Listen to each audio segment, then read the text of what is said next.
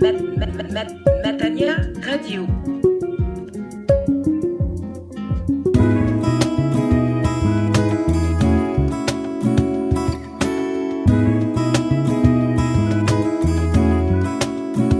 Auditeurs de Radio Matania, je vous salue dans le beau et précieux nom du Seigneur Jésus. Nous avons une prédication qui se base sur la parabole du festin des noces, une prédication qui nous parle du royaume des cieux, effectuée par le pasteur Claude Missindi-Mazi.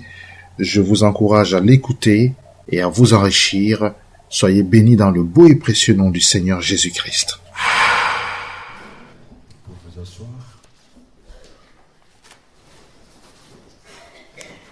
Je vous invite à ouvrir vos Bibles dans l'Évangile selon Matthieu, chapitre 22,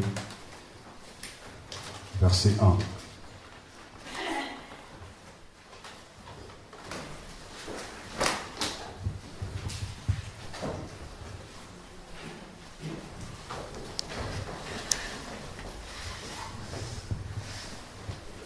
L'Évangile selon Matthieu, chapitre 22, verset 1.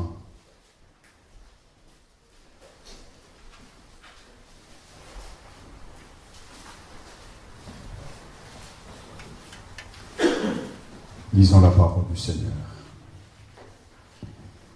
Jésus leur parla de nouveau en parabole. Et il dit, « Le royaume des cieux est semblable à un roi qui fit des noces pour son fils. Il envoya ses serviteurs pour appeler ceux qui étaient invités aux noces, mais ils ne voulurent pas venir.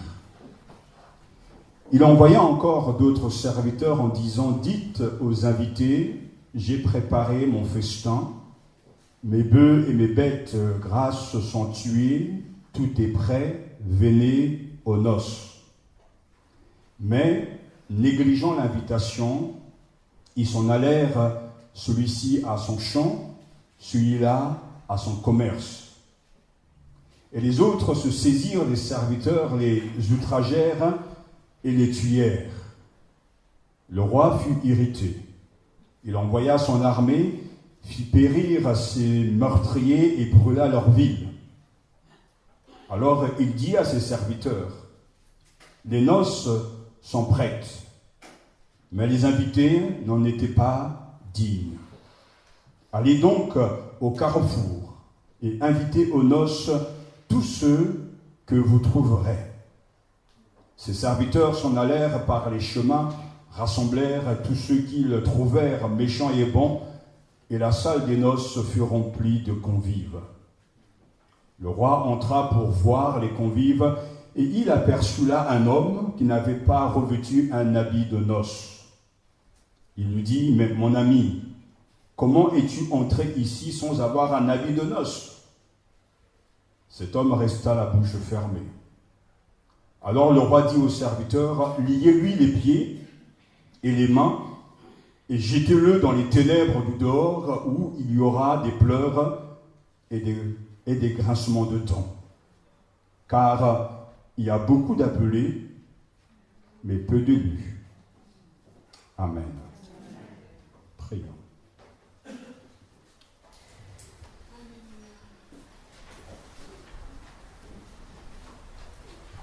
Notre bon Père, nous te prions de nous accorder par ton esprit l'illumination, la révélation, pour que nous puissions comprendre et vivre ta parole. Tes paroles sont esprit et vie, et nous savons que seul ton esprit de révélation et de sagesse peut nous permettre de comprendre, d'accepter et de nous laisser transformer par cette parole. Nous te demandons ton soutien, ton aide, ton inspiration, ta direction. Et nous te prions qu'au travers de ce message, nous puissions changer, devenir meilleurs, être des adorateurs en esprit et en vérité. Père, tu connais le fond de nos cœurs. Mais nous te prions que ta parole puisse faire éclater tout ce qui n'est pas de toi au-dedans de nous. que ta lumière puisse nous sonder, que ta vérité nous perce et que tout soit mis à nu et à découvert devant toi, que nous devons rendre compte. Sanctifie-nous par ta parole, libère-nous par cette parole et donne-nous la vie au travers de cette parole. Que le Christ soit glorifié et que le Saint-Esprit honore le Christ dans nos cœurs et qu'en toutes choses, nous puissions être fidèles jusqu'à la fin. Merci pour ta parole, merci pour tous ceux qui travaillent, merci pour tous ceux qui l'interprètent, merci pour tous ceux qui la traduisent, merci pour tous ceux qui travaillent dans l'ombre. Ta parole triomphe toujours de nos doutes, ta parole triomphe toujours de nos infidélités, ta parole est puissante, opérante. Merci parce qu'elle est vive maintenant au nom de Jésus. Amen.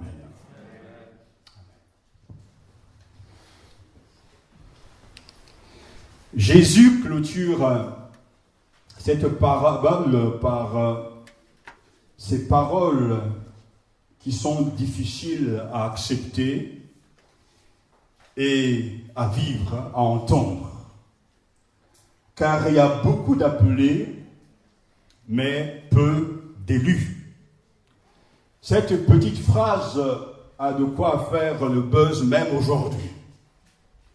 Je suis convaincu que au temps où le Seigneur a prononcé cette parole, ou en tout cas l'évangéliste met dans la bouche de Christ cette parole, ça a dû sonner comme un tonnerre, une parole difficile, une parole redoutable venant de celui qui a lui-même proclamé que je suis doux et humble de cœur et qui est venu dans ce monde chercher et sauver ce qui était perdu. Jésus lui-même donc prononce cette parole car il y a beaucoup d'appelés mais peu d'élus.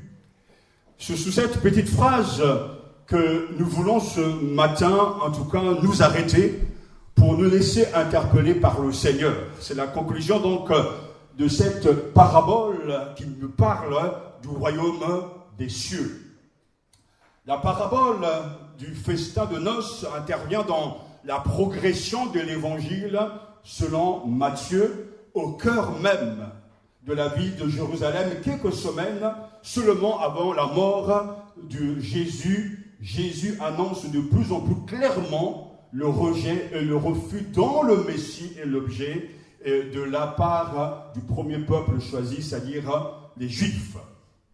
Et Jésus interpelle les auditeurs par cette parole. Nous savons qu'il avait l'art, la capacité de faire passer un message en utilisant donc le modèle, le genre parabolique, donc la parabole. Et il est très clair dès le verset 1, le royaume des cieux est semblable à un roi qui fit des noces pour son fils.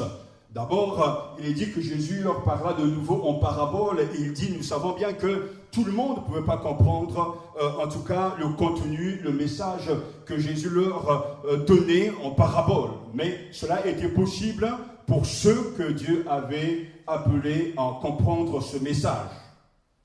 C'est vrai qu'en Matthieu chapitre 13, versets 34 à 35, Jésus dit qu'il parle en parabole pour accomplir le psaume 78, verset 2. « Je vais ouvrir la bouche pour dire des paraboles, je publierai des choses cachées depuis la fondation du monde. » Mais nous savons que Jésus a ouvert les oreilles et la compréhension donc des paraboles à ses disciples, et ceux qui ont des oreilles pour entendre pouvaient comprendre donc le message que Jésus désirait leur donner, transmettre pour affirmer son autorité et sa puissance. Il est donc question du royaume des cieux. Le royaume des cieux est semblable à un roi qui fit des noces pour son fils. Nous savons que le thème événement du Nouveau Testament est la venue du royaume des cieux. L'évangile selon Marc chapitre 1 verset 15 nous dit que le temps est accompli, le règne de Dieu s'est approché, où le monde nouveau de Dieu est là. Convertissez-vous et croyez en la bonne nouvelle. Nous savons que Jésus a été celui qui a proclamé la venue du royaume des cieux, voire le règne de Dieu. Jésus est celui qui a incarné Donc le royaume. Et là où Jésus est, le royaume est là. Mais nous avons du mal à saisir la notion, le contenu, la force de ce que signifie le mot, ce terme royaume des cieux. Ces mots sont difficiles pour nous à saisir parce que dans le Nouveau Testament, dans les évangiles, tantôt on nous dit que le royaume est là et tantôt également on nous dit qu'il faut prier que ton règne vienne. Mais nous savons que là où Jésus est, il se passe quelque chose. Le monde nouveau de Dieu est là. Les malades sont guéris, les démons sont chassés, ceux qui sont courbés sont relevés, ceux qui sont excommuniés sont réintégrés. Donc, en la personne de Jésus, le royaume des cieux est là. Là où il n'y a pas de pardon, Jésus apporte le pardon. Là où il y a un manque d'amour, Jésus apporte l'amour. Là où il y a vraiment la pauvreté, Jésus apporte la joie de vivre. Le royaume de Dieu, c'est le règne du Seigneur, c'est l'autorité de Jésus sur les forces du mal.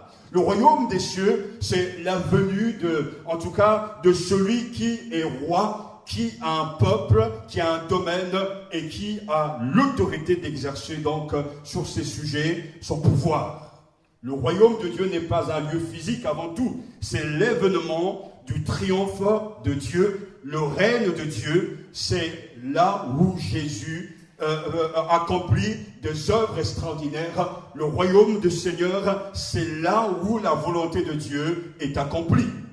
Et c'est pour ça que c'est un thème événement. Le règne de Dieu s'est approché. Alors, il nous est dit de nous convertir et de croire en cette bonne nouvelle. Et c'est pour cela que Jésus introduit donc cette parabole parce qu'il veut illustrer ce qui se passe quand le royaume est là. Le royaume des cieux est semblable à un roi qui fit des noces pour son fils. Nous savons bien que c'est une parabole. Mais le Seigneur nous donne de voir Dieu dans cette parabole. D'abord, il est question de Dieu rêve d'une fête universelle pour l'humanité. Le royaume de Dieu est semblable à un roi qui fit des noces pour son fils. C'est une vraie noce. Un ensemble de réjouissances collectives. Festin, danse, musique, costume, chant, joie, communion, tout y est. Le royaume de Dieu ressemble justement à une fête, une grande fête. Et le roi a tout organisé pour que nous puissions être heureux parce que c'est lui qui a tout préparé. Donc Dieu rêve d'une fête universelle pour l'humanité. Lorsqu'il a tout préparé, dit Dieu le verset 4, que va-t-il faire? Il envoya ses serviteurs pour appeler aux noces les invités, venez aux noces. Nous avons là donc l'image d'un Dieu qui invite, d'un Dieu qui appelle, d'un Dieu qui propose. C'est une des meilleures images du destin de l'homme aujourd'hui parce qu'on se pose des questions, mais pourquoi suis-je sur la terre? Où allons-nous? Pourquoi sommes-nous nés? Quel sens a notre vie? Jésus nous répond, vous êtes faits pour l'union avec Dieu. Par moi, le but de l'homme, c'est de trouver en Dieu son épanouissement, d'être heureux, d'avoir une relation avec son Créateur. Il a tout préparé et il appelle. Il invite, il le propose, venez, tout est prêt. Tout est prêt. Vous n'avez rien à faire, vous n'avez qu'à venir. En fait, l'essentiel est déjà fait.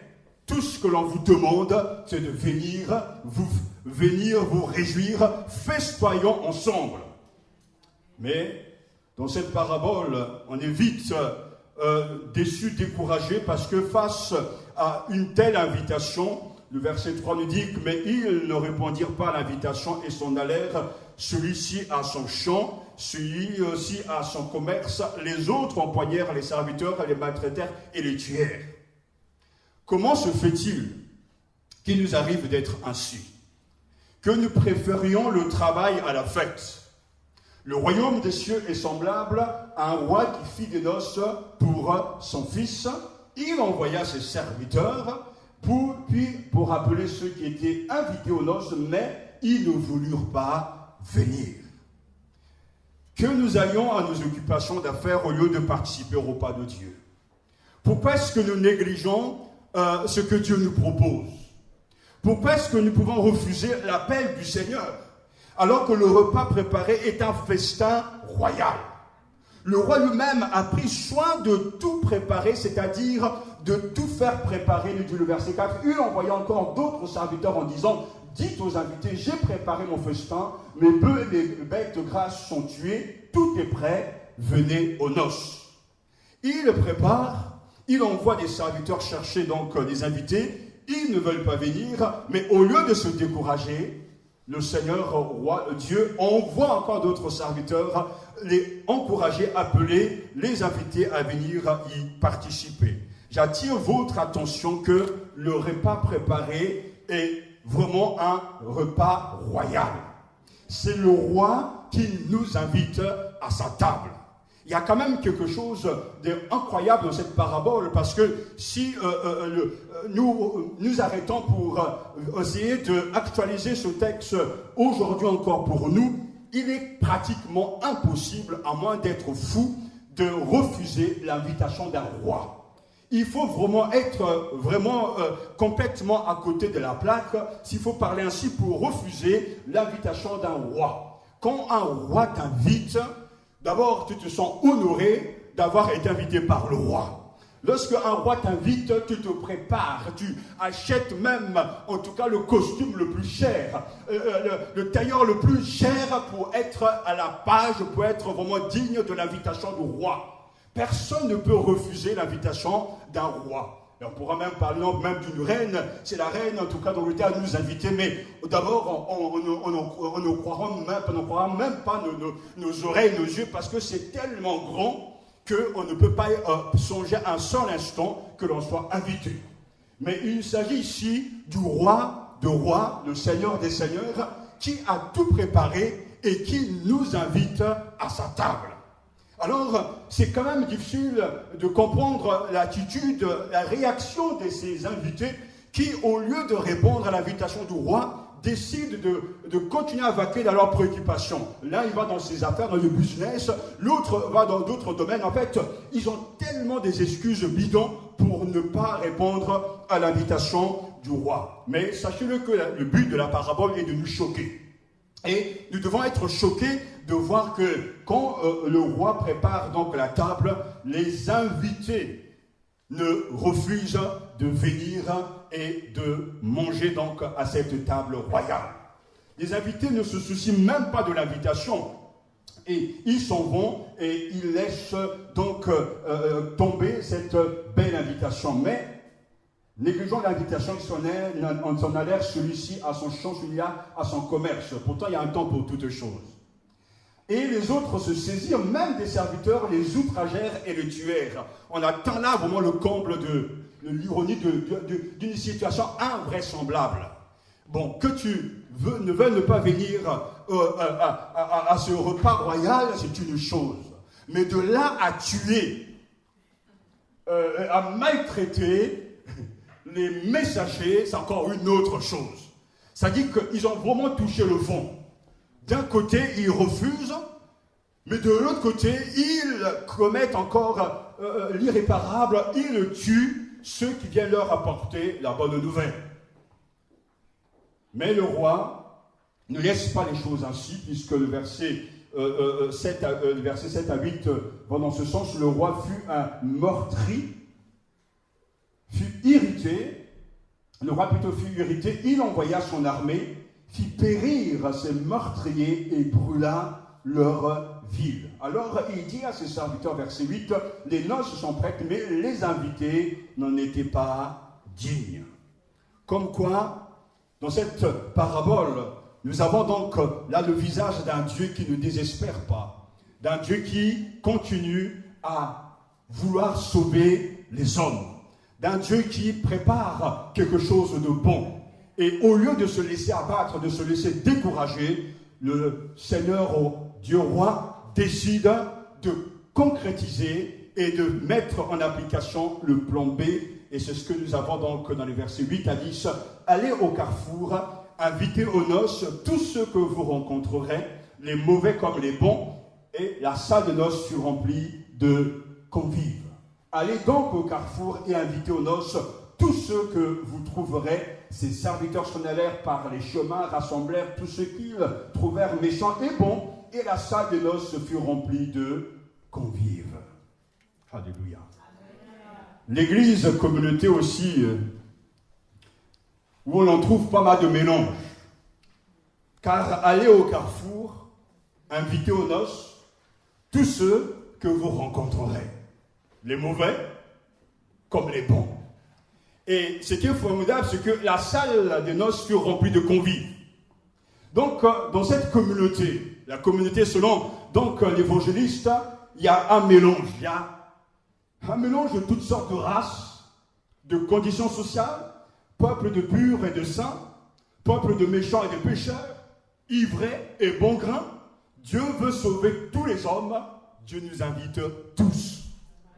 Et c'est fort parce qu'il dit, allez donc au carrefour, invitez aux noces tous ceux que vous rencontrerez. Et c'est ce qui va se passer. Le but du roi, c'est de remplir sa maison. Mais ce qu'il avait prévu au départ, ce n'était pas ça, mais il ne s'est pas découragé. Il a continué à y croire et, in fine, la maison est remplie. Tous sont là. Et on se dit, bon, c'est bien, c'est une belle histoire, et alors? Mais c'est là justement où se trouve la pointe de cette parabole. À mon avis, Jésus lui-même, donc en racontant cette parabole, nous dit, le roi entra pour voir les convives, et il aperçut là un homme qui n'avait pas revêtu un habit de noces. Il lui dit, mon ami, comment es-tu entré ici sans avoir un habit de noces? Cet homme resta la bouche fermée. Alors le roi dit aux serviteurs, liez-lui les pieds et les mains et jetez-le dans les ténèbres du dehors où il y aura des pleurs et des graissements dedans, car il y a beaucoup d'appelés mais peu d'élus. Je vous ai dit que cette parabole est bien compliquée et des fois on est vite complètement désarmé, parce que ce n'est pas eux qui ont décidé de venir à l'invitation, on est parti les chercher. Le tous, y compris cet homme-là, qui n'était pas, en tout cas, n'avait pas la tenue de soirée exigée, il a été aussi, lui, intégré, appelé et entré donc dans cette grande fête. Mais le roi reconnaît qu'il n'est pas habillé, vêtu comme il se doit. Et que va-t-il se passer? On va carrément le lier et le jeter, les mains, les pieds liés dans les ténèbres du dehors, où il y aura des pleurs et des grincements de dents. Et il y a ce petit mot, car il y a beaucoup d'appelés, mais peu d'élus. Dieu propose, Dieu invite. Dieu a préparé le royaume pour ses enfants, pour ses élus.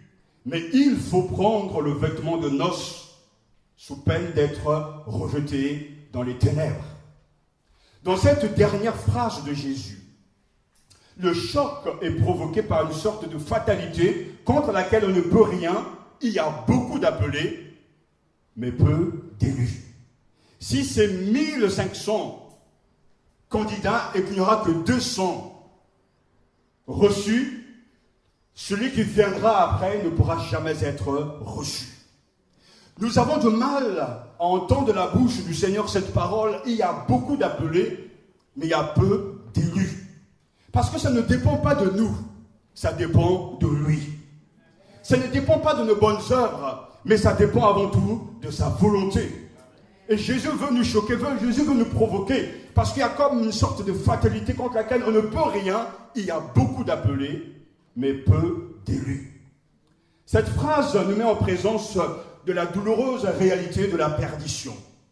Et c'est vrai que dans ces temps qui courent, où on nous parle de l'amour du Seigneur, où on nous parle d'un salut si facile, Jésus nous dit très clairement qu'il y a des gens qui seront sauvés et il y a des gens qui seront perdus. Et que s'il nous faut entrer dans le royaume des cieux, il faut nous battre pour nous aussi entrer dans le royaume des cieux. Nous devons accepter, face à cette phrase qu'il y a beaucoup d'appelés, peu d'élus, qu'il y a une réalité que nous refusons d'accepter, que nous refusons de croire, qu'il y a des gens qui seront perdus. Il y a des gens qui seront liés les pieds et les mains liés et jetés dans les ténèbres du dehors où il y aura des pleurs et des grincements de dents, car il y a beaucoup d'appelés, mais peu d'élus. Cela doit nous pousser à réfléchir, à nous arrêter pour sonder nos cœurs. Sommes-nous réellement en relation avec le roi? Sommes-nous réellement vrais avec le Seigneur? Avons-nous dit oui à l'invitation du Seigneur à venir festoyer avec lui? Parce que cette vérité, elle est là. Il y a beaucoup d'appelés, mais il y a peu d'élus. Laissons-nous atteindre par cette petite phrase de Jésus. Il y a beaucoup d'appelés, mais peu d'élus. Ce n'est pas la parole d'un homme, mais la parole du Christ lui-même. Le Seigneur n'est pas un homme pour nous mentir. Le Jésus qui prononce ces paroles, en tout cas selon l'évangéliste, c'est le Jésus qui nous surprend toujours. C'est celui qui guérit les malades, qui touche les lépreux.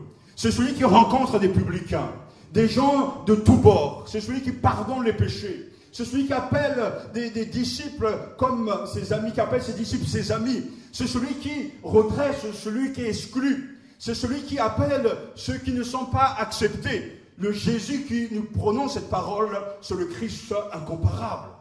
C'est le Christ qui est tellement si grand, qui nous étonne, qui nous déconcerte, mais qui en même temps nous aime. Et ce même Seigneur qui prononce ces paroles incroyables que nous n'oserons même pas prononcer. Il y a beaucoup d'appelés, il y a peu d'élus. Si ces paroles venaient d'un pasteur, on dira, en tout cas, il veut régler ses comptes. Si ces paroles venaient d'un responsable d'église, il dira, il veut en tout cas régler ses comptes. Parce qu'il y a peut-être des gens qui ne l'aiment pas dans l'église, donc du coup, il va utiliser cette parole, cette parabole, cette phrase pour mettre des choses en ordre dans l'église. Mais la parole que nous entendons vient de celui qu'on ne peut pas juger, de celui dont on ne peut pas remettre l'autorité en question. La parole vient du grand maître, le Christ, qui lui-même dit clairement, il y a beaucoup d'appelés, il y a peu d'élus. Seigneur, je ne veux pas entendre cette parole. Seigneur, j'ai du mal à accepter cette parole. On m'a toujours enseigné à l'école du dimanche que Dieu est amour. Partout, souvent dans les églises, il y a ces écriteaux, Dieu est amour. Mais où est l'amour de Dieu avec une telle parole?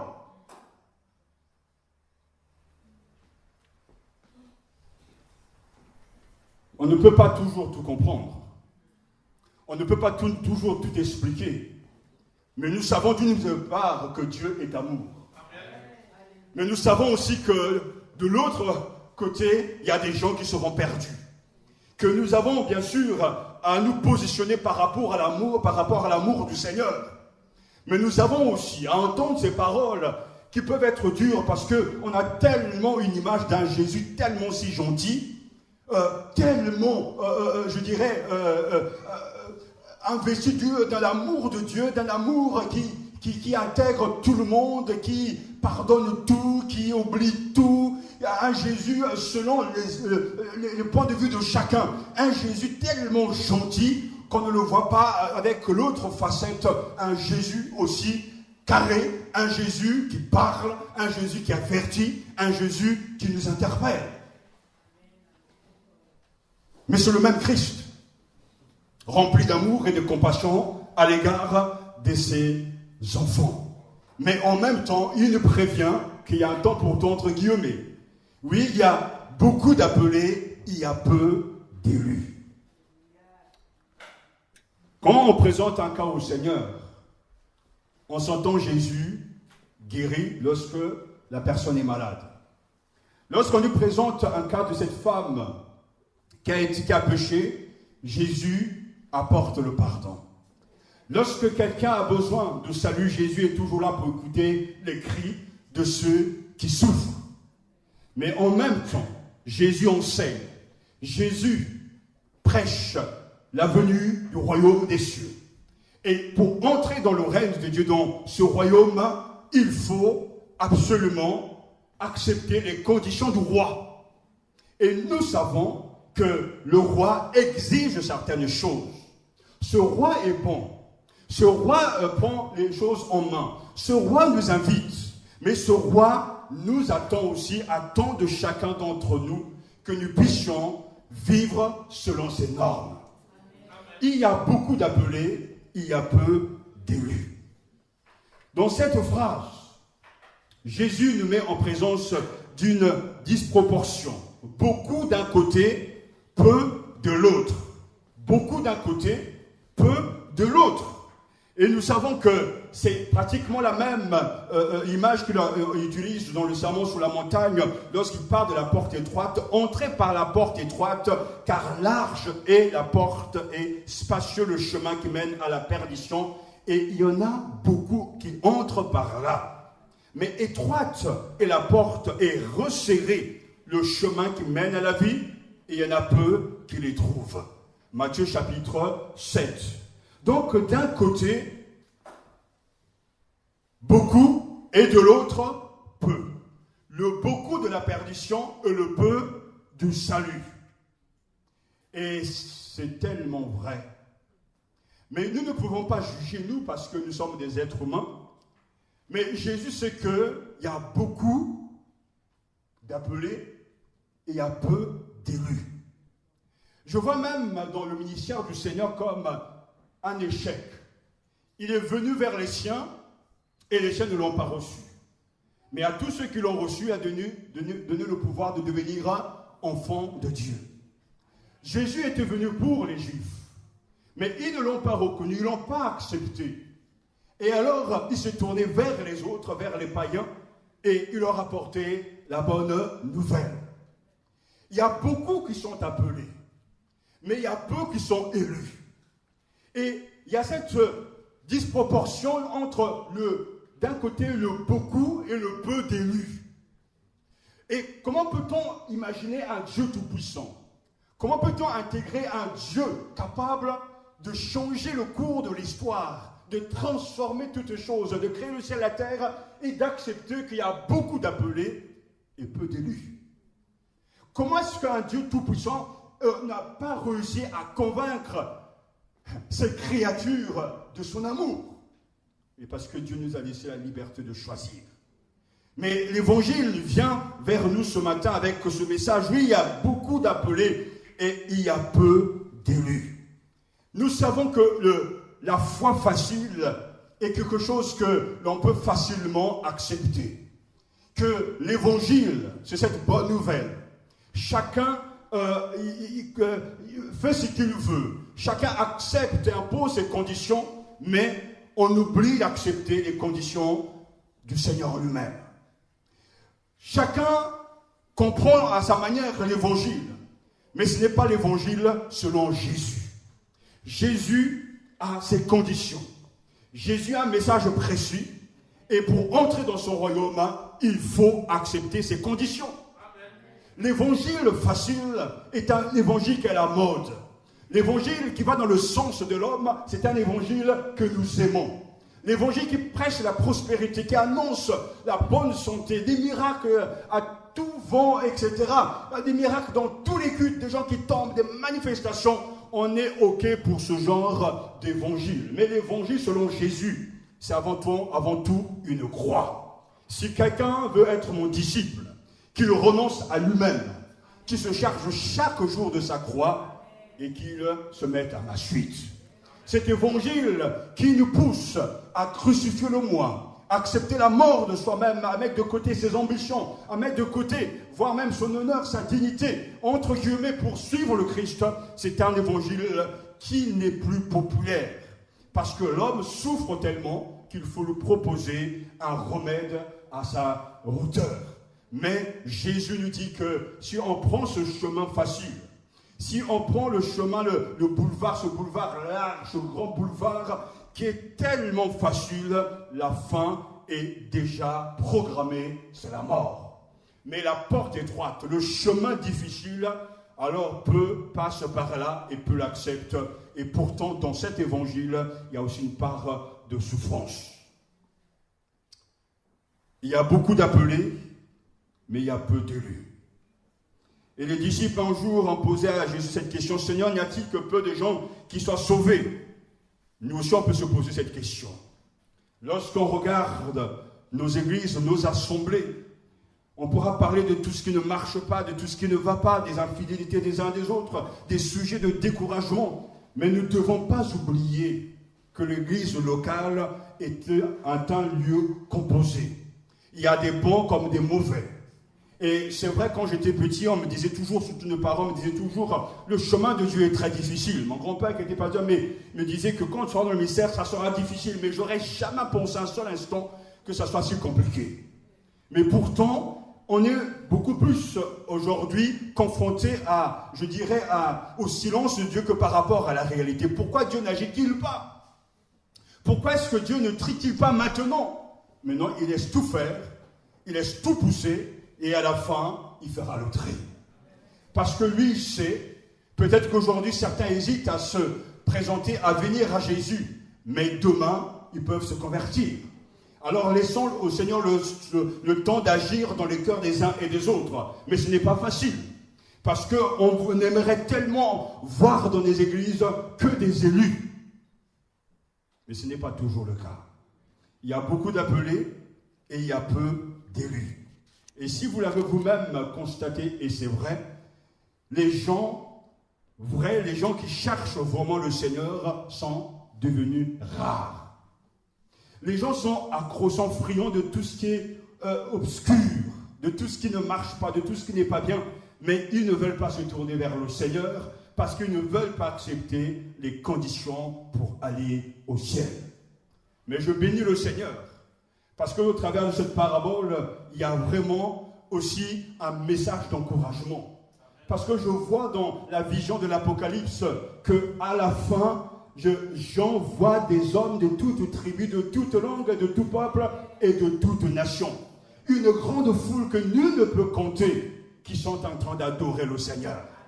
Alors oui, il y a beaucoup d'appelés ici et maintenant, et peu d'élus. Mais à la fin, Dieu gagnera toujours. À la fin, la maison sera toujours remplie. Parce que Dieu ne peut pas échouer. Nous ne devons pas, en tout cas, nous laisser abattre. Et surtout nous laisser être découragés. Mais nous devons prendre conscience que tous sont invités. Tous, sans exception, sont invités donc à la table du Seigneur. Dans cette phrase, il y a beaucoup d'appelés et peu d'élus. Le Seigneur nous met en présence aussi d'un appel universel. Il y a beaucoup d'appelés, mais peu d'élus. Le mot « tous » est employé 2 fois en rapport avec cette invitation. Invitez tous ceux que vous trouverez. Ils rassemblèrent tous ceux qu'ils trouvèrent. Et il dit, les méchants et bons, de même que Dieu fait lever son soleil sur les méchants et sur les bons, de même l'invitation doit être adressée à tous. Tous sont appelés bons et méchants. Et c'est notre mission de ne pas exclure les autres, de dire pas d'arabe, pas de noir, pas de jaune, mais tous sont invités. Il y a quelques jours, mon épouse et moi, on était dans une église et le pasteur nous racontait qu'un de ses amis prie dans son église pour qu'une certaine race ne soit plus. Il était tellement fatigué, il y a eu tellement de problèmes avec des gens, quelques frères, entre guillemets, sœurs dans cette assemblée, qu'il a décidé de prier que je ne veux plus de cette race de mon église. Lorsqu'on arrive là, c'est que c'est dur. Je sais très bien parce que nous ne devons pas faire semblant, nous ne devons pas être des hypocrites. Deux fois entre nous, c'est dur. Et je sais très bien même que le racisme existe dans nos milieux. Je sais de quoi je parle. Mais pourtant, nous devons toujours ouvrir l'évangile aux autres. Inviter tous à entendre l'évangile. Que Dieu nous garde de pointer du doigt, d'exclure les gens. Et ça, j'entends souvent, si Dieu m'appelle à être missionnaire en Chine, je n'irai pas. Parce que moi, la culture chinoise, je n'aime pas. Mais c'est Dieu qui décide. Mon père spirituel, David Poët, disait, oui, justement, pourtant, il était un homme de Dieu exceptionnel, mais Dieu m'a appelé, mais il y a des endroits où je ne pourrais pas aller.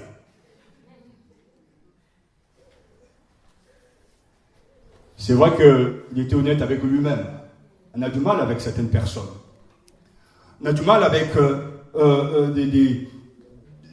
des situations, voire des coutumes, des cultures qui n'ont pas les mêmes implications que nos propres cultures, mais aller partout et prêcher la bonne nouvelle. Amen. Ne pointons pas du doigt et croyons que celui qui dit tous se sont invités, c'est celui aussi qui va nous aider à aller par le monde entier et prêcher la bonne nouvelle à toute la création. Nous avons là dans cette parabole un appel universel. Chacun de nous est missionnaire, là où Dieu t'a placé. Je crois que dans mon quartier, je suis le missionnaire du quartier. Et c'est pour ça que nous prions pour notre quartier. Si Dieu t'a amené à Corbeil, c'est que c'est là où t'a placé pour que tu pries.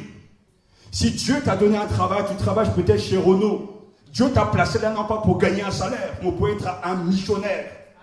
Et Renault te paye en même temps que tu apportes la bonne nouvelle. Ainsi l'évangile avance, l'évangile progresse. Mais tous nous sommes concernés.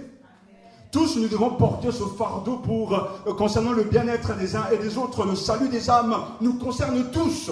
Le roi dit à ses serviteurs, allez et dites à tous que le repas est prêt. Il y a beaucoup d'appelés, mais il y a peu d'élus. Je ne sais pas si le boulanger qui te sert peut-être chaque matin est un élu. Dieu lui le sait. Mais toi, donne un évangile. Toi, parle du Seigneur. Tu ne sais pas si tes collègues sont des élus, mais Dieu le connaît, Dieu sait toutes choses. Parle de Jésus. Amen. Je vous ai parlé de nos voisines qui sont homosexuelles. On ne les a pas exclus, on les a encore eu au téléphone. Parce que demain, Dieu est capable de faire des miracles. Au lieu de les exclure, on leur tend la main. On leur donne l'évangile. Jésus est capable de sauver. J'ai connu ce pasteur dans le passé qui était homosexuel que le Seigneur a sauvé. Et je crois qu'il est capable de sauver encore aujourd'hui. Mais nous sommes devenus des gens qui nous préoccupons plutôt de nous-mêmes au lieu de se préoccuper des autres. Mais il y a un tous ici qui nous concerne. Au lieu de pleurer sur ses propres problèmes, au lieu de penser à ses propres problèmes, allez là où vous êtes, partout, dire que Jésus sauve, que Jésus vous aime, que Jésus est capable de vous pardonner, Jésus est capable de vous relever. Et ça, c'est la bonne nouvelle. Il y a beaucoup d'appelés, il y a peu d'élus, mais Dieu seul connaît les élus. Notre tâche est d'aller et de laisser le Seigneur toucher les élus. Je suis convaincu que lorsqu'on sera au ciel, on sera surpris. Parce qu'on peut faire beaucoup de choses, on ne se rend pas compte des implications. Souvent, les Gédéons ont donné plusieurs témoignages, ont laissé traîner des évangiles, ça y est là. Certains sont venus, ont lu ces évangiles, ont été sauvés. Personne ne sait tout ce qui se passe lorsqu'on évangélise. J'ai pensé à toutes ces années à Évry, on a tellement évangélisé, samedi après samedi, chaque mois pendant des années, on se dit, mais Seigneur, où est le fruit de ce travail? Et des fois, on est vite découragé, mais tout ça, pourquoi? Mais le Seigneur sait nous encourager en nous disant, jette la sémence. C'est moi qui sauve, c'est moi qui relève, c'est moi qui guéris, c'est moi qui délivre. Et c'est vrai que celui qui porte la sémence avec larmes moissonnera avec chant d'allégresse. Mais on a du mal à accepter de s'aimer avec larmes. On veut tout de suite moissonner. Mais c'est humain. Mais Dieu seul sait tout ce qu'il a pu faire avec ses évangiles. Parce qu'il veille sur sa parole afin de l'accomplir. C'est pour ça que ne laissons pas tomber les opportunités que le Seigneur nous donne. Partout où nous sommes, là où tu seras cette semaine, ouvre ta bouche, parle du Seigneur à quelqu'un. Parle à tes collègues. Invite ton collègue à prendre un jus de fruits et parle-lui du Seigneur. Là où Dieu t'a placé, c'est ton champ de mission. Tous se sont invités parce que c'est le Seigneur lui-même qui a tout préparé. Alors réjouissons-nous de ce que beaucoup sont appelés et tirons-en des conséquences. Parce que nous ne devons pas désespérer, à la fin, la maison sera toujours remplie. Amen. Il y a beaucoup d'appelés, il y a peu d'élus. Enfin, cette phrase nous met en présence d'un sévère avertissement. Un roi, son fils, un banquet de noces et des invités, que la fête commence. Mais tous ceux qui devaient venir ont des bonnes raisons pour s'absenter. Alors on invite tous les moins que rien pour remplir la salle. Mais l'un d'entre eux n'a pas le costume exigé. Il est jeté dehors. Certes, la multitude est appelée, mais il y a peu d'élus. On connaît tous le poids des convenances sociales vis-à-vis du vêtement. Les jeunes générations aiment les marques. Ils aiment s'habiller avec des marques. Comme si la chaussure achetée dans tel magasin, je ne veux pas citer en tout cas ici des marques, ne pourront pas supporter leurs pieds. Donc on veut ce qui est cher. Et ce qui est cher a de la valeur. Et il semblerait que tout vêtement raconte l'homme. Certains métiers existent, c'est vrai, la cravate. Pourquoi les pasteurs portent toujours des cravates? C'est ça que juste m'a toujours étonné. En Afrique, quand je suis allé il n'y a pas longtemps, enfin ça fait un petit bout de temps, je suis étonné de voir nos pasteurs qui portent toujours des...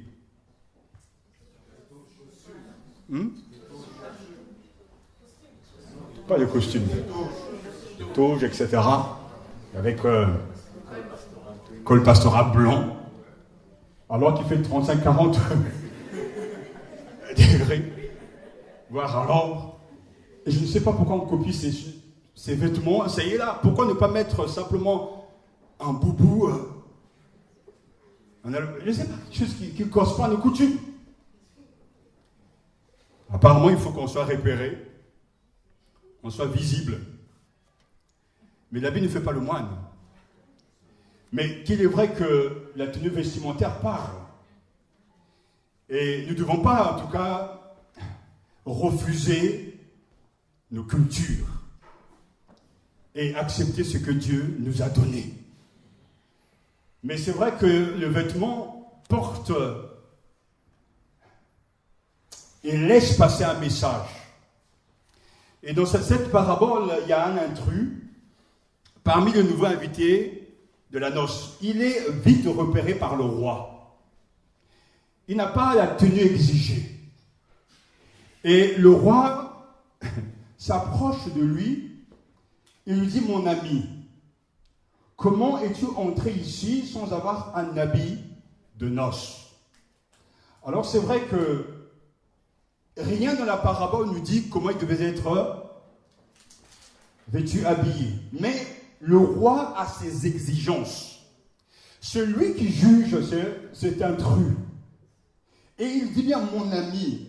Je ne sais pas si pour moi c'est un ami, mais beaucoup de mon ami, comment es-tu entré ici sans avoir un habit de noces? Cet homme resta la bouche fermée. Il y a de quoi, parce qu'on est, on est parti le chercher, il n'a rien demandé, et il se trouve là dans la salle, et le roi le repère, et il se rend compte qu'il n'est pas du tout dans les conditions, dans les normes voulues du roi. J'attire votre attention que c'est le roi qui juge et qui décide qui doit être dans la salle. Ce n'est pas là l'envie ou bien le choix de quelqu'un, c'est le roi qui repère c'est un truc, mais pourquoi pas deux ou trois? Mais c'est lui qui voit que cet homme n'est pas à sa place. Alors le roi dit même au serviteur: liez-lui les pieds et les mains et jetez-le dans les ténèbres du dehors, il y aura des pleurs et des grincements dedans. Pourquoi ne pas simplement le laisser partir? Pourquoi le jeter dans ce lieu difficile, ce lieu tellement dur, mais ce lieu de mort?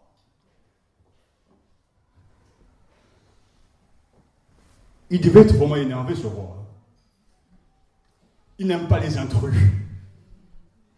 Il n'aime pas ceux qui font semblant. Il veut que ceux qui sont là soient habillés, vêtus de ce vêtement de noces. La seule tenue exigée pour entrer dans le royaume des cieux est un changement de vie. Le règne de Dieu s'est approché. Le monde nouveau de Dieu est là. Convertissez-vous et croyez en la bonne nouvelle. Si tu veux entrer dans ce royaume, il ne s'agit pas de t'occuper de ce qui est extérieur, mais d'accepter les conditions, les normes de Dieu. De laisser Dieu t'examiner, de laisser Dieu te juger et de prendre le vêtement approprié. Le vêtement de noces indispensable, c'est être converti, se changer le cœur comme on change de vêtements. Et la Bible est très claire. Se convertir, c'est faire demi-tour. Se convertir, c'est aller vers Jésus. C'est avoir un cœur renouvelé. C'est abandonner des habitudes. C'est abandonner un style de vie. C'est abandonner des tenues vestimentaires qui ne sont pas la gloire de Dieu. C'est abandonner ses habitudes qui ne sont pas selon lui. Se convertir, c'est abandonner ses idoles, se tourner vers Jésus et l'accepter comme sauveur, mais aussi comme Seigneur. Pour être vêtu, être apte à entrer dans ce monde nouveau de Dieu, pour être à la table avec le Seigneur, et dans le contexte de Matthieu, le vêtement, ce ne sont pas tous ceux qui me disent Seigneur, Seigneur, qui entreront dans le royaume des cieux, mais seulement ceux qui font la volonté de mon Père qui est dans les cieux. Matthieu chapitre 7, verset 21. Ce ne sont pas tous ceux qui me disent Seigneur, Seigneur, qui entreront dans le royaume des cieux, mais seulement ceux qui font la volonté de mon Père qui est dans les cieux. Il y a beaucoup d'appelés, mais il y a peu d'élus. Parce que ceux qui sont appelés ne désirent pas faire la volonté du Père. Chacun veut continuer à mener sa vie selon ses envies, selon ses préférences, mais Jésus a d'autres exigences. Et personne ne pourra dire qu'on ne connaît pas la volonté du Seigneur. Il suffira de lire des évangiles. Jésus, dans le sermon sur la montagne, nous donne là de comprendre ce qu'il attend de chacun de ses disciples. De l'amour, le pardon, le sacrifice, le renoncement à soi-même, le partage. Oui, c'est pas simplement de dire Seigneur, Seigneur, et de le dire simplement des bouts des lèvres, mais il s'agit d'entrer dans la pratique de ce que Jésus nous a enseigné. Car lorsque de ce temps viendra, certains diront, mais Seigneur, en ton nom nous avons chassé des démons, en ton nom nous avons guéri des malades, mais Jésus leur dira, arrière de moi parce que je ne vous connais pas. Il y a beaucoup d'appelés, il y a peu d'élus. Ce matin, est-ce que tu fais la volonté du Père? Est-ce que ce matin tu te sanctifies davantage? Est-ce que ce matin tu rends grâce au Seigneur en toutes circonstances? Est-ce que ce matin tu veux davantage être rempli du Saint-Esprit? Nous savons ce que Dieu attend de chacun d'entre nous. Est-ce que ce matin, tu veux être plus juste dans tes voies? Je vous l'affirme, si vous n'êtes pas plus fidèle à la volonté de Dieu que les maîtres de la loi et les pharisiens, vous ne pourrez pas entrer dans le royaume des cieux. Matthieu chapitre 5, verset 20. Jésus dira, si votre justice ne dépasse pas celle des scribes et des pharisiens, vous n'entrerez pas dans le royaume des cieux. Dans le monde, les gens savent partager. Dans le monde, les gens sont capables de pardonner ou d'oublier. Dans le monde, les gens sont capables de se préoccuper des autres. Il y a beaucoup de gens dans le monde qui ne sont pas convertis, mais qui aident les autres. La solidarité existe. Et c'est pour ça, quand je dis que si votre justice ne dépasse pas celle des scribes et des pharisiens, vous n'entrerez pas dans le royaume des cieux. Si nous ne sommes pas meilleurs qu'eux, les païens, si nous ne sommes pas meilleurs que les moins que rien, comment pouvons-nous prétendre, sur le plan humain, moral, entrer dans le royaume des cieux? Si nous ne nous aimons pas davantage que les gens du monde, comment pouvons-nous prétendre être le peuple de Dieu? C'est pourquoi Jésus ajouta, je vous le déclare, le royaume des cieux vous sera enlevé pour être confié à un peuple qui en produira les fruits. Matthieu chapitre 21, verset 43. Le royaume de Dieu vous sera enlevé pour être confié à un peuple qui en produira les fruits. Cette parole peut nous déconcerter, mais Jésus est vrai. Amen. Jésus est juste. Il y a beaucoup d'appelés, il y a peu d'élus. Nous pouvons être sûrs, si nous sommes avec le Seigneur, en regardant, en examinant nos cœurs. Quel genre de fruits portons-nous? Y a-t-il de la haine ou de l'amour? Y a-t-il de la colère? Ou y a-t-il de la douceur en nous? Aimons-nous les autres ou bien nous les haïssons? Est-ce que nous sommes prêts à pardonner à ceux qui nous ont fait du mal ou pas? Sommes-nous gentils avec les autres? Sommes-nous prêts à tout sacrifier pour le royaume des cieux? C'est au travers des fruits qu'on reconnaît les élus de Dieu. Dans 1 Thessaloniciens chapitre 1, l'apôtre Paul a prêché à Thessalonique et il donne là de examiner les fruits et de comprendre la nature des vrais élus. Parce que lorsqu'il a prêché à Thessalonique, les Thessaloniciens ont accepté la parole, non pas comme la parole venant d'un homme, mais comme étant la parole de Dieu. Le fait d'accepter la parole de Jésus, la parole de Dieu, est déjà un signe que Dieu nous est venu sauver. Le fait de vivre selon cette parole, lorsqu'ils ont accepté cette parole, la Bible nous dit qu'ils ont abandonné les idoles et se sont tournés vers le Seigneur pour attendre le retour du Seigneur. Et leur témoignage a touché les autres régions parce qu'ils étaient vrais avec le Seigneur. On reconnaît l'arbre par ses fruits. Et tout à l'heure dans la prière, j'ai entendu notre sœur dire que nous puissions être de sarments attachés au cep. Mais si nous sommes attachés au cep, alors les sarments doivent porter le fruit de Dieu. Et le premier fruit, la marque du chrétien, c'est d'abord l'amour. Aimer Dieu de tout son cœur, de toute son âme, de toutes ses forces, et aimer son prochain comme soi-même.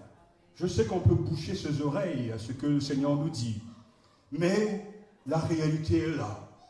Les élus se reconnaissent par leurs fruits. Ils grandissent en Dieu, ils grandissent dans la foi, ils portent beaucoup de fruits, ils sont justes, ils n'ont pas simplement l'apparence de la foi, mais ils ont la puissance, la force intérieure, parce que le fruit qu'ils portent, l'amour, la paix, la joie, et les œuvres qui vont avec, le fait de gagner des âmes, est un fruit de Dieu. Le fait de prier pour le salut des âmes est un fruit de Dieu, car Satan ne veut pas qu'on prie pour les autres. Le fait d'ouvrir sa main, d'ouvrir sa maison aux autres, c'est une action de Dieu. C'est un fruit de Dieu. Il y a des gens qui pourront se dire, elle a tellement entendu, je n'ai pas besoin de me convertir. De toute façon, je suis un élu. Parce que dès ma naissance, j'ai été baptisé. Je suis né dans une famille chrétienne, mes parents sont vraiment des croyants fervents. Ils prient pour moi, mais ce n'est pas tes parents qui pourront te sauver. C'est ta foi en Jésus. Oh, je suis un élu, j'ai ma carte de membre de cette église.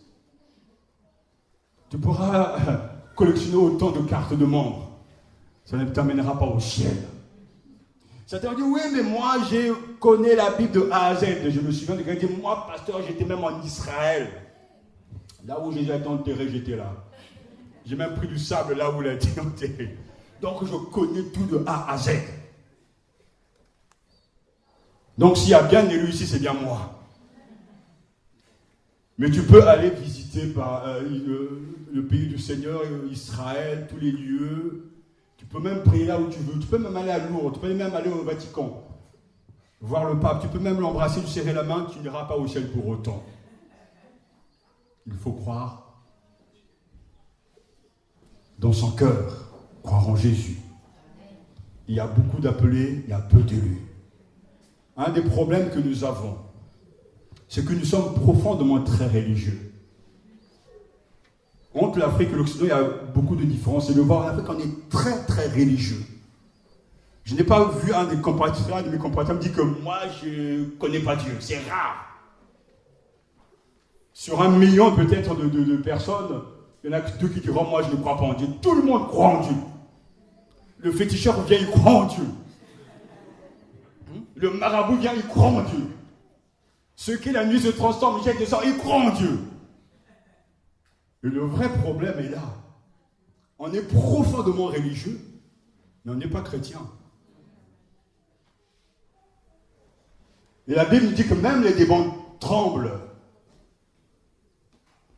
mais ne se convertissent pas. Alors, on associe.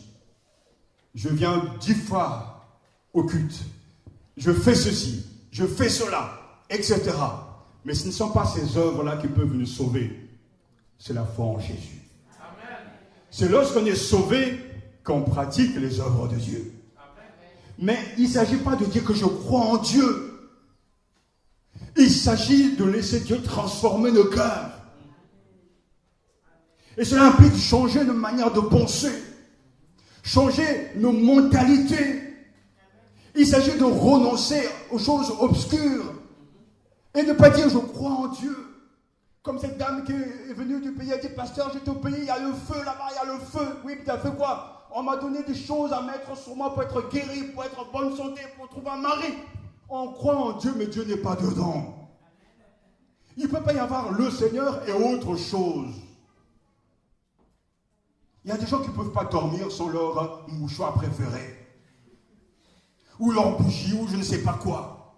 On prie le Seigneur, mais c'est un Dieu fabriqué. Mais on est profondément sincère, mais on n'est pas dans la vérité. Jésus vient avec un message tellement puissant, radical. Convertissez-vous, changez de vie. Bon, abandonne ta mauvaise vie, abandonne ce que tu faisais auparavant et suis-moi. C'est-à-dire, fais demi-tour, mais nous on est là. Un peu de Dieu, un peu du monde. Un peu de la puissance de Dieu, un peu de la puissance satanique. On veut gagner sur tous les terrains. Mais en fait, on est perdant. Et ça, quelque chose qui peut nous troubler. Mais je croyais qu'il était converti. Mais je croyais que c'était un vrai enfant de Dieu. Et des histoires comme ça, je pourrais vous raconter. L'ancien qui est dans notre église, pendant des années, il était là. Alors que c'est lui qui faisait que tout pour que l'église n'avance pas. Et c'est quelque chose d'incroyable. Il bloquait l'action de Dieu. Il paralysait l'œuvre de Dieu. Et ce qui est incroyable, c'est que Dieu est là dans l'église et il laisse tout faire parce que Dieu travaille avec patience. Il fait toutes choses en son temps. Mais un jour ou l'autre, on finit toujours par démasquer les œuvres des ténèbres. Parce que le royaume des cieux dévoile toujours ce qui n'est pas de la volonté du Père. Là où Jésus est, là est le règne de Dieu. Je suis profondément sincère pasteur. Je crois que Jésus est le Fils de Dieu. Oui, mais ça ne suffit pas. As-tu abandonné cette mauvaise habitude? Ta langue, ta colère, tes missiles spirituels que tu envoies ça et là. Est-ce que tu as abandonné le monde, l'amour du monde, les plaisirs de ce monde pour suivre le Christ? C'est ça être converti. Oui, mais Jésus est mon Seigneur, mais ça ne veut rien dire. C'est-à-dire quand Jésus est mon Seigneur, il a tout pouvoir dans ma vie. Il a les pleins droits. S'il me dit abandonne, va dans tel endroit, j'irai parce que s'il est mon Seigneur. Frères et sœurs, la sincérité ne sauve personne. C'est la vérité. C'est l'évangile. Il y a beaucoup d'appelés, il y a peu d'élus. Laissons le Seigneur nous examiner. Laissons le Seigneur nous interpeller. Seigneur, je veux être des élus. Et n'oublions pas que c'est Jésus lui-même qui nous appelle. Et le Seigneur nous montre comment il faut vivre justement cette réalité. Le vêtement qu'il nous propose, c'est un vêtement de justice. Non pas cette justice que nous pouvons créer nous-mêmes, mais la justice de Dieu. Je reconnais mes péchés, je reconnais mes fautes, je me tourne vers le Seigneur qui me donne sa propre justice et qui m'accueille dans sa présence et je entre dans la pratique des œuvres de Dieu. Jésus, fatigué et au puits, une femme arrive pour puiser de l'eau. Malgré qu'il soit fatigué, il prend soin de l'autre et apporte la bonne nouvelle. Cette femme est aussi appelée à entrer dans la salle des noces.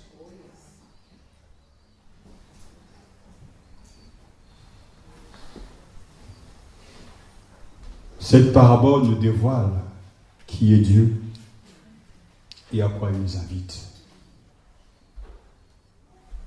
Il prépare une grande fête. Il nous appelle tous. Il nous dit simplement de venir avec la tenue exigée. Des cœurs ouverts. Des cœurs convertis. Et à la fin, celui qui nous dira, entre dans la joie de temps, maître, bon et fidèle serviteur.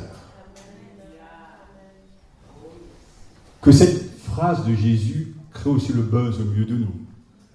Il y a beaucoup d'appelés, il y a peu d'élus. Peut-être que certains disent, mais j'ai beaucoup fait. Mais il te manque une seule chose. Va, vends tout ce que tu as, et ensuite suis-moi.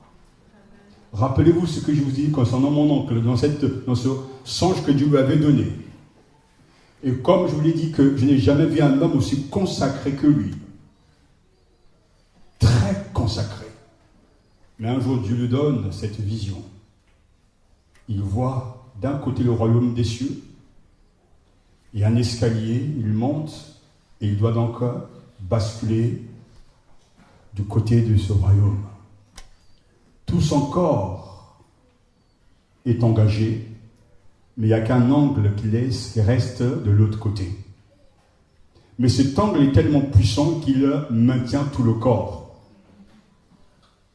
C'est une petite chose, mais qui l'a empêché de basculer, de entrer totalement dans le royaume des cieux. Humainement parlant, c'est impossible. Le corps tout entier devait être de l'autre côté. Mais ce petit angle qui traînait dans le monde l'empêchait d'entrer dans le royaume. Je n'oublierai jamais cette vision parce que souvent nous pensons que ce sont des gros péchés, des péchés. Vraiment, on a une hiérarchie des péchés. Tu as commis l'adultère, toi tu ne pourras pas y aller. Tu as menti, tu ne pourras pas y aller. On va prendre les 10 commandements, on commence à les reciter, parce que les péchés en fait, l'obsession des péchés des gens, c'est d'abord l'adultère, c'est le vol, etc. Mais la critique, le manque d'amour, le manque de pardon, le manque de consécration, le manque de prière, toutes ces choses, on les néglige, parce que ce n'est pas si grave. Mais lorsque Jésus rencontre ce jeune homme, qui a tout fait, et Jésus même est surpris parce qu'il dit, oui, mais ça je l'ai fait, ça je l'ai fait. J'ai pratiqué la loi, dit, ok, mais il te manque une seule chose. Pour lui, c'était l'amour de l'argent. Et pour toi et moi, c'est quoi? Ce que tu penses que c'est pas si grave, c'est ça qui t'empêche. On chante, oui, prends tout, Seigneur. Sauf ça. La maladie arrive. Oui, prends tout, Seigneur, sauf ça. Dieu prend même les enfants parce que celui qui les prête, il les prête. Mais quand il les prend, on n'est pas d'accord. Il te manque une seule chose. Seigneur, tu n'es pas pour que je puisse vendre mes biens. Tu n'es pas pour que je puisse donner tout cet argent à l'œuvre de Dieu. Ce n'est pas possible, tu n'es pas dedans. Il te manque une seule chose. Va, vends tout ce que tu as et donne-le aux pauvres. Ensuite, suis-moi. Cette petite chose-là, c'est une montagne. Et je suis convaincu que si nous voulons être vrais et sincères, Dieu entendra nos prières. N'oubliez pas l'histoire de Madame Guillon, qui était l'une des femmes les plus belles de Paris, mais chrétienne engagée. Mais elle était orgueilleuse à cause de sa beauté. Elle a demandé d'avoir plus du Seigneur dans sa vie, plus de la plénitude de l'Esprit Saint. Et vous savez comment Dieu a exaucé sa prière. Elle est tombée gravement malade. Elle était défigurée. Extérieurement, on ne la regardait plus, mais intérieurement, elle est en communion avec Dieu. Oui, prends tout, Seigneur. Il y a beaucoup d'appelés, mais il y a peu d'élus. Il te manque une seule chose. Que Dieu nous aide à accepter l'invitation et à nous habiller. Prions.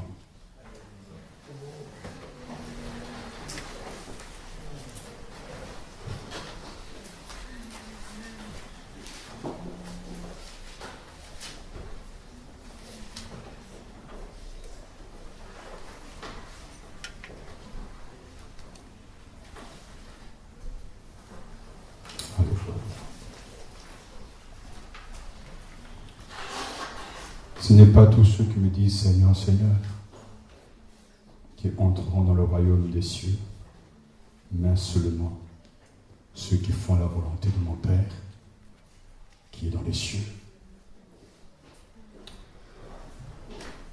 Laissons le Seigneur nous examiner. C'est lui qui a repéré l'intrus dans la salle. Laissons le Seigneur nous juger, nous examiner.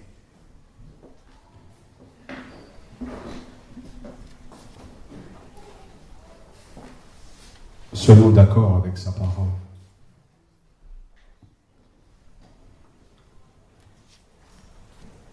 Une parole qui veut nous épargner l'enfer. Une parole qui veut nous rassurer. La multitude auront de vous. Le peu de Dieu est beaucoup. Oui. Si ton cœur n'est pas réconcilié avec le Seigneur, c'est le moment de le faire. Le Seigneur est présent pour toi. Reçois son invitation. Venez, tout est prêt. Celui qui a soif, il donnera à boire. À celui qui a faim, il donnera à manger. Le royaume de Dieu est déjà au milieu de nous. En la présence de Jésus, en la personne de Jésus.